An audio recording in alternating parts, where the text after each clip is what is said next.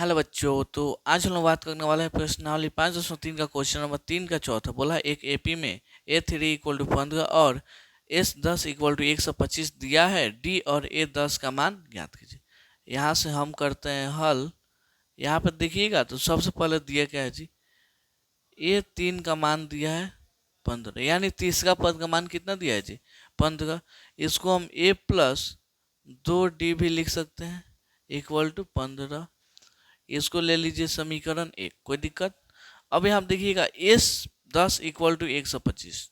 तो चूंकि आपको फॉर्मूला मालूम होगा, Sn का फॉर्मूला क्या होता है जी, n/2 into 2a plus n-1 into D, यही होता है ना।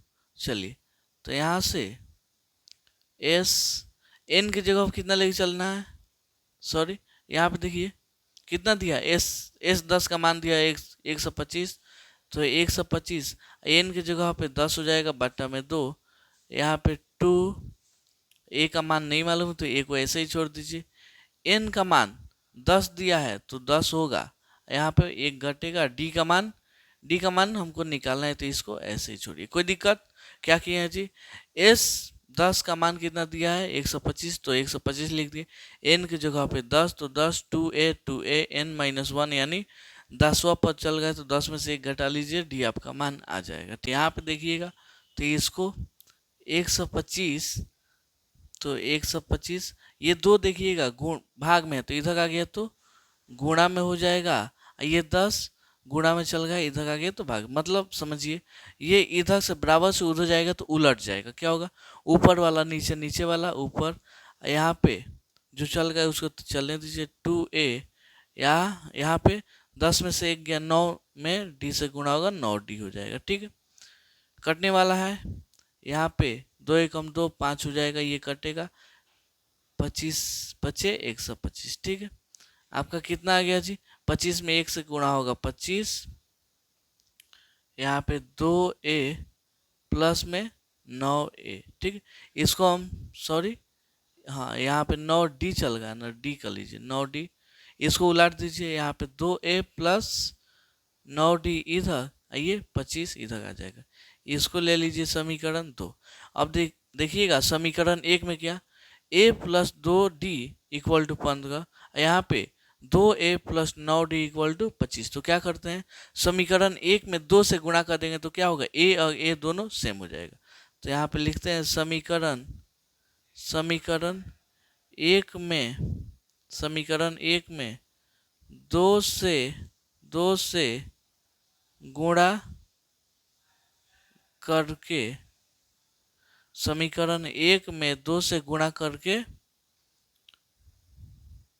समीकरण 2 को घटाने पर क्या करना है जी, पहले तो समीकरण 1 में 2 से गुणा करना है, तो a में 2 से गुणा होगा तो 2a हो जाएगा। यहाँ पे 2d में 2 से होगा तो 4d हो जाएगा। यहाँ पे 15 में 2 से गुणा होगा 30 हो जाएगा। ये वाला समीकरण 2 ऐसे ही लिख दीजिए, 2a प्लस 9d। यहाँ पे इतना चलिएगा, घटाना है तो घटा लीजिए।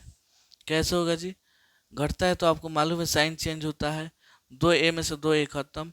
यहाँ पे 4d में से 9 को d नहीं जाएगा तो 9d में से 4d गया तो 5d, लेकिन साइन क्या होगा, माइनस वाला हो जाएगा। यहाँ पे 30 में से 25 गया 5। ठीक है, आपका यहाँ पे d का मान कितना आ जाएगा, d का मान देखिएगा, सॉरी यहाँ 5 होगा ना, हाँ d का मान देखिएगा 5 बटा -5 यानी कटेगा 1 वक्त में। आपका d का मान कितना आ जाएगा, -1। इसी d के मान को हम समीकरण 1 में चाहे 2 में रख के a का मान निकाल लेंगे। तो यहाँ पे लिखते हैं